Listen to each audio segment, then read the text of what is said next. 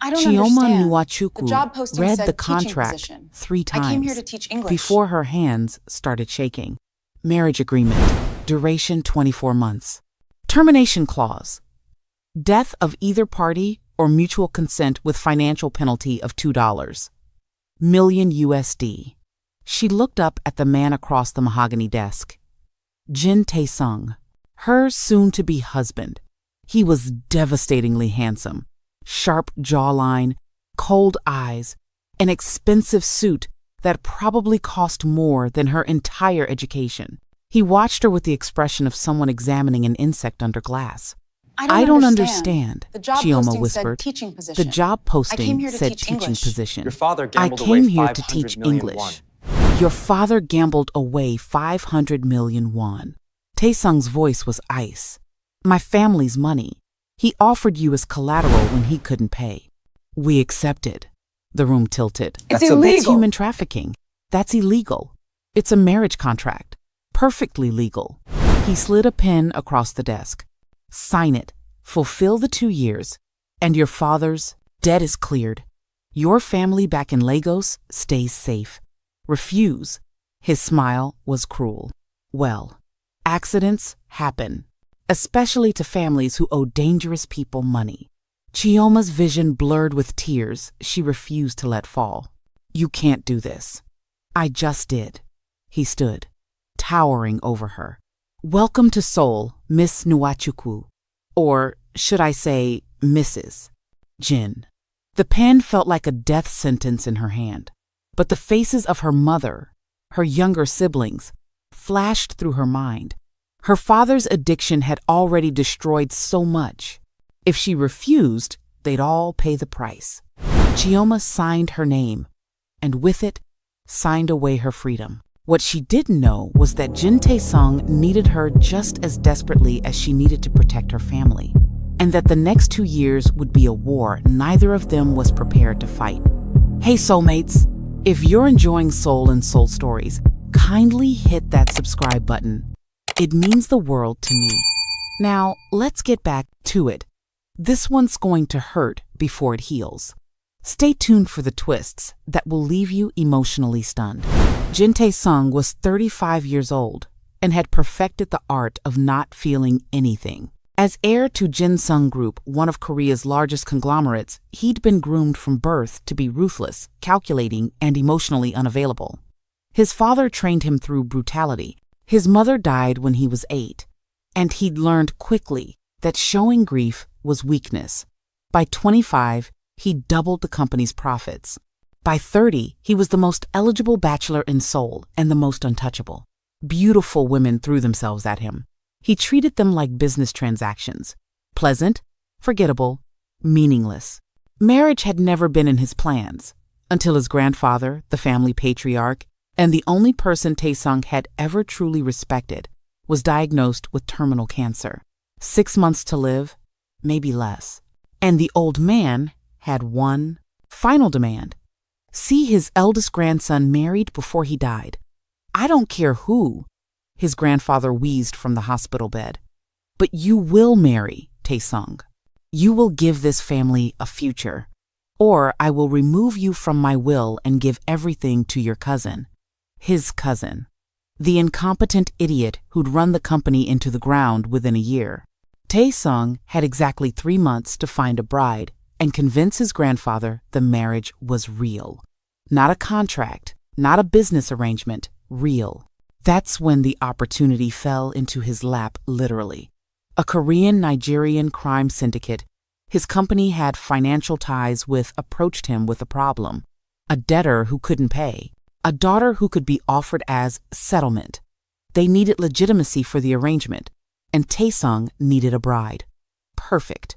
He looked at Chioma's photo, beautiful, educated, Nigerian, desperate, and felt nothing. She was a solution, a tool.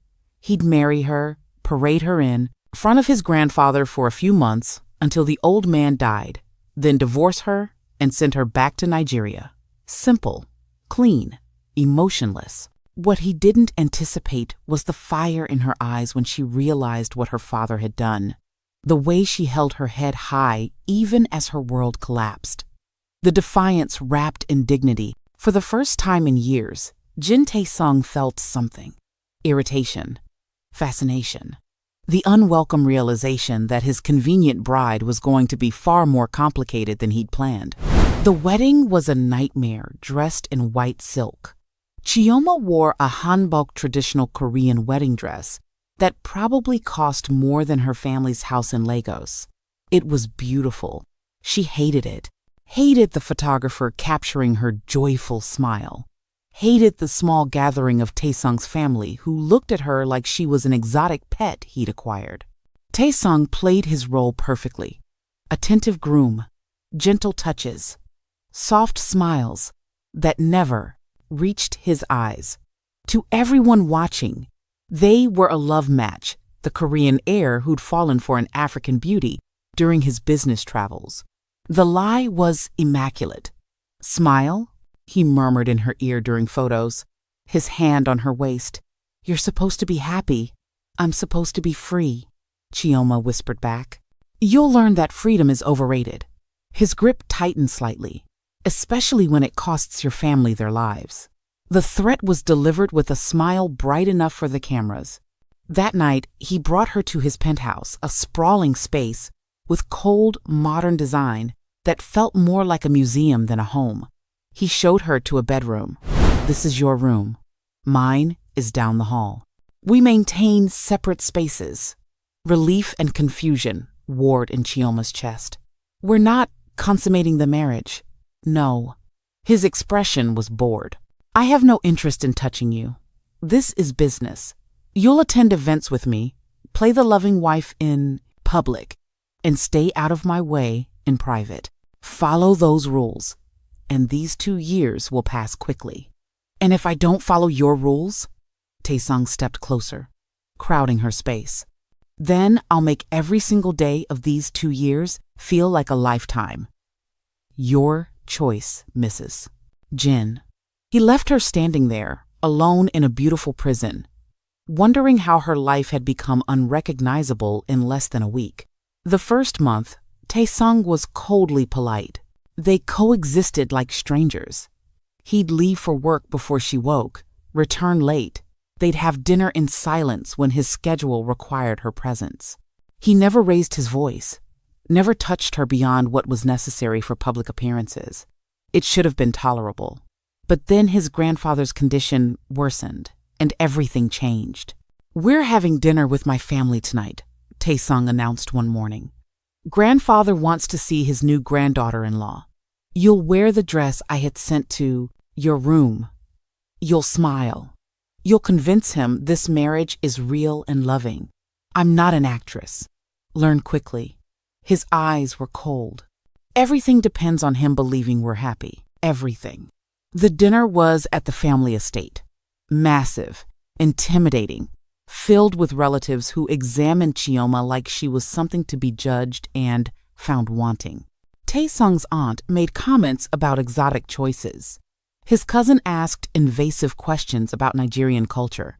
His grandfather, frail and wheezing, watched everything with sharp, calculating eyes.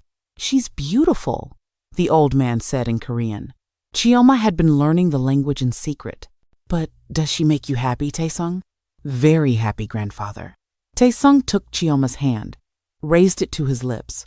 The gesture looked tender. His grip was just slightly too tight. "She's everything I never knew I needed." "Good," the old man smiled. "I want to see you in love before I die. Real love, not business." After dinner, in the car ride home, Taesung was silent for a long time. "You did well tonight," he finally said. "Thank you." Chioma stared out the window. "But we need to be more convincing. My grandfather is suspicious. What do you want me to do?" I played the role. Not convincingly enough. He pulled the car over abruptly. "He needs to see passion, affection, the kind of connection that can't be faked. But we don't have that. Then we create it." His expression was calculating. "Starting tomorrow, things change. We'll be seen together more, touching more. I'll make public declarations. You'll respond appropriately. You want me to pretend to be in love with you? I want you to be so convincing that even you start to believe it." His smile was cruel. "And trust me, Chioma, I'm very good at making people believe what I want them to believe." The psychological warfare began the next day. Tae-sung started coming home for lunch. He'd bring flowers, beautiful, expensive, meaningless. He'd insist on eating together, asking about her day with false interest. In public, he was the perfect husband, attentive, affectionate, constantly touching her. In private, he was ice. "You flinched when I kissed your cheek at the charity gala." He'd say coldly, "That's not acceptable. My grandfather has people watching. You need to respond naturally. Maybe if you weren't so cold the rest of the time. This isn't about my behavior. It's about your performance." He'd step closer, deliberately invading her space. "Do you need me to touch you more often so you get used to it? Would that help your performance?" It was psychological torture. He'd be warm in public, cruel in private. He'd buy her expensive gifts, then make cutting comments about how she didn't deserve them. He'd praise her in front of his family, then tear her down when they were alone. "You're trying to break me," Chioma said one night, her voice shaking with fury and exhaustion. "Yes." He didn't even deny it. "Break you down. Rebuild you into the wife I need. It's more efficient than negotiating with your pride. You're a monster. I'm practical." He poured himself whiskey, completely calm. "And you'll thank me eventually. Once you stop fighting and accept your role, this will be much easier." But Chioma refused to break. For every cruel comment, she had a sharp retort. For every public humiliation, she held her head higher. When he bought her expensive clothes and made comments about how she needed help looking presentable, she wore them with such confidence that people complimented her style. She learned Korean faster, better, until she could understand every cutting remark his family made in front of her. She studied Korean culture, etiquette, business, became knowledgeable enough to hold conversations with his associates, and Tae-sung hated it. Hated that she wouldn't break. Hated that she was matching him move for move. Hated that somewhere in the war between them, he'd started looking forward to their battles. Month 3. Something shifted. They were at another family dinner when Chioma accidentally knocked over her wine glass. Red liquid spread across the white tablecloth. Tae-sung's aunt made a disgusted sound. His cousin laughed. "Clumsy," the aunt said in Korean. "I suppose we can't expect better from someone who wasn't raised with a staff to clean up after her every mistake." Chioma interrupted in perfect Korean. The table went silent. "You're right, Auntie. I was raised to clean up my own messes, to take responsibility, to have actual skills beyond spending someone else's money." Tae-sung's cousin's face went red. The aunt looked apoplectic. But Tae-sung's grandfather laughed a real delighted laugh. "I like her," the old man said. "She has fire. You chose well, Tae-sung." In the car ride home, Tae-sung was silent, but his hands were tight on the steering wheel. "You embarrassed my family," he finally said. "Your family embarrassed themselves." Chioma was done being meek. "I'm not going to sit quietly while they insult me. You're supposed to be submissive, pleasant, easy to manage. Then you should have bought a doll, not married a human being." She turned to face him. "I signed that contract. I'm playing your wife. But I never agreed to let you or your family destroy my dignity." He pulled the car over too fast, too aggressive. "You want to talk about dignity? You were sold by your father to pay gambling debts. You have no dignity." The words hit like a physical blow. Chioma felt tears prick her eyes but refused to let them fall. "You're right," she said quietly. "My father took my dignity, my choices, my future. But you," her voice strengthened, "you're trying to take what's left, my spirit, my sense of self. And I won't let you." She got out of the car, started walking. They were miles from the penthouse, but she didn't care. Tae-sung caught up with her within a block, grabbed her arm. "Get back in the car." "No, Chioma." My name in your mouth sounds like a curse. She pulled away from him. You want me broken? Submissive? You want a wife who smiles while you destroy her? Fine, keep trying. But know that every cruel word, every humiliation, every moment you try to make me less, it just makes me stronger. For the first time since they'd met, Jin Tae-sung looked uncertain. Things changed after that night. Not overtly, but subtly. Tae-sung still maintained distance, still played the perfect husband in public and stranger in private. But the cruelty lessened. The cutting remarks stopped.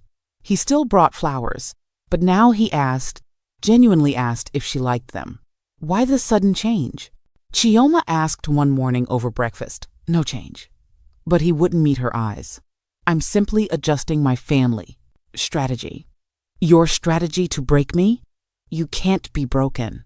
The admission seemed to cost him. I've realized that. So I'm trying something different. What? Basic human decency? His lips twitched almost a smile. Don't expect miracles.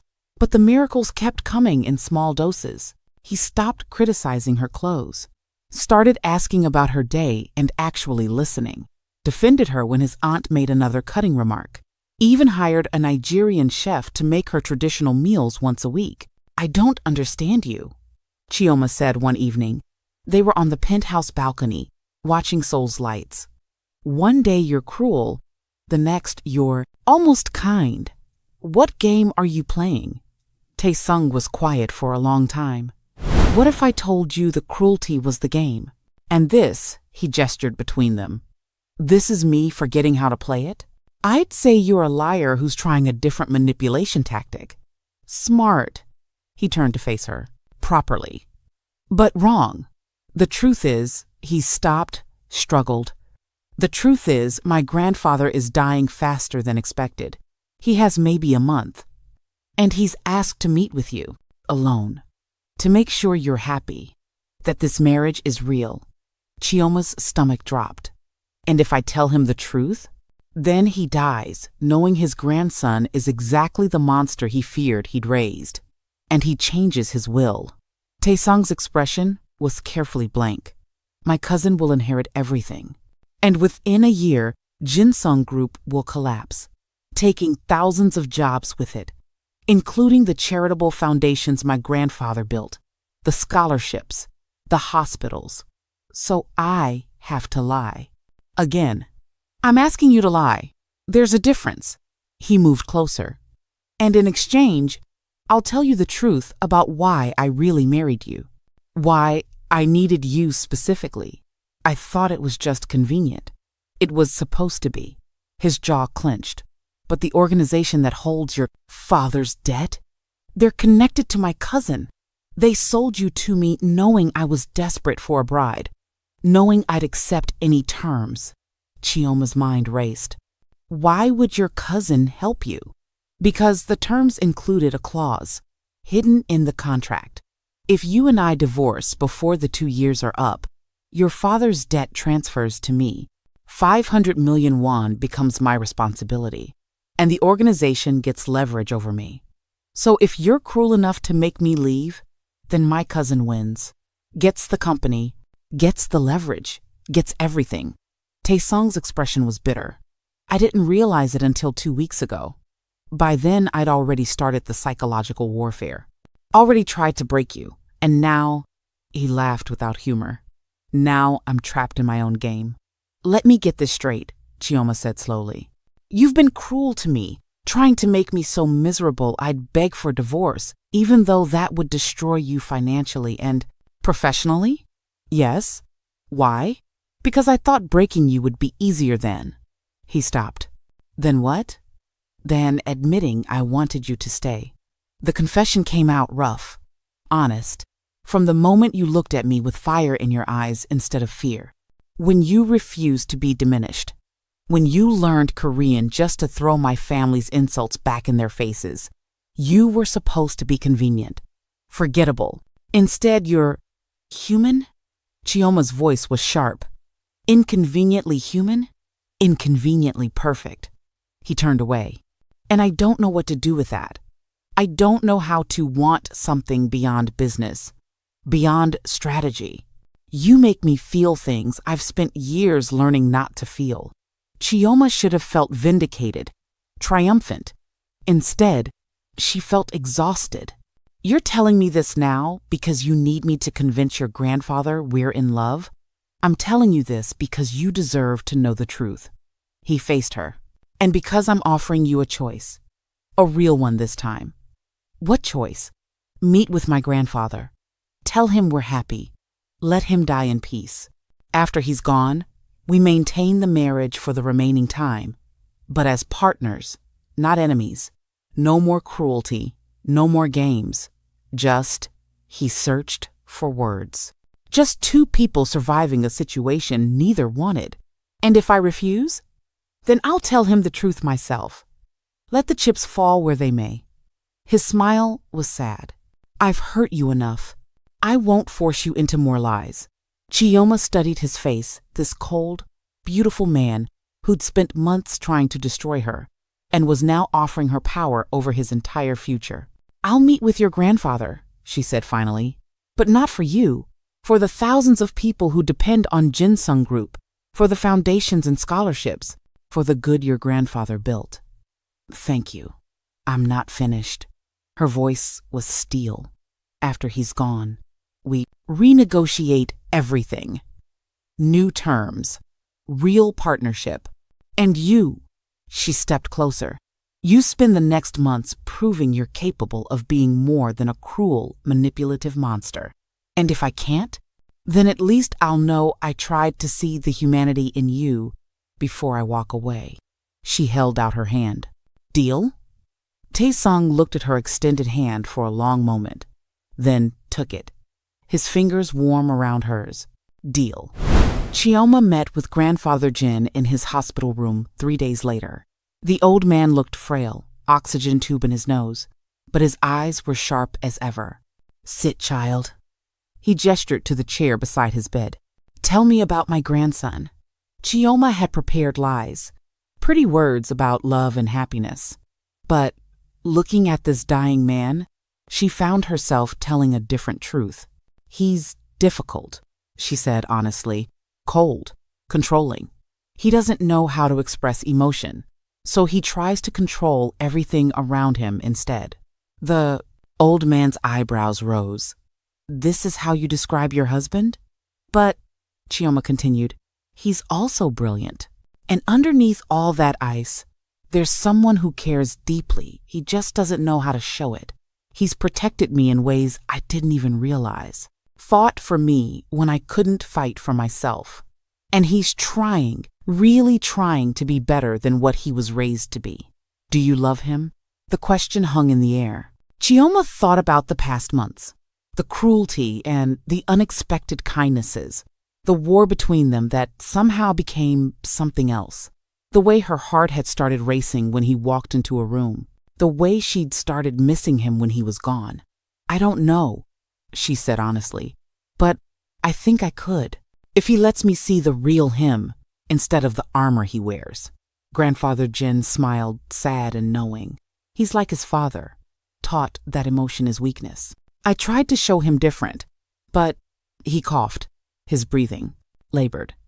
I'm running out of time, so let me tell you what I couldn't tell him. He pulled out an envelope, pressed it into her hands. This is information about his mother, how she really died. Taesung thinks it was an accident, but it wasn't. His father, my son, I couldn't prove it, but I knew. And it broke something in Taesung when she died. Made him lock away everything soft.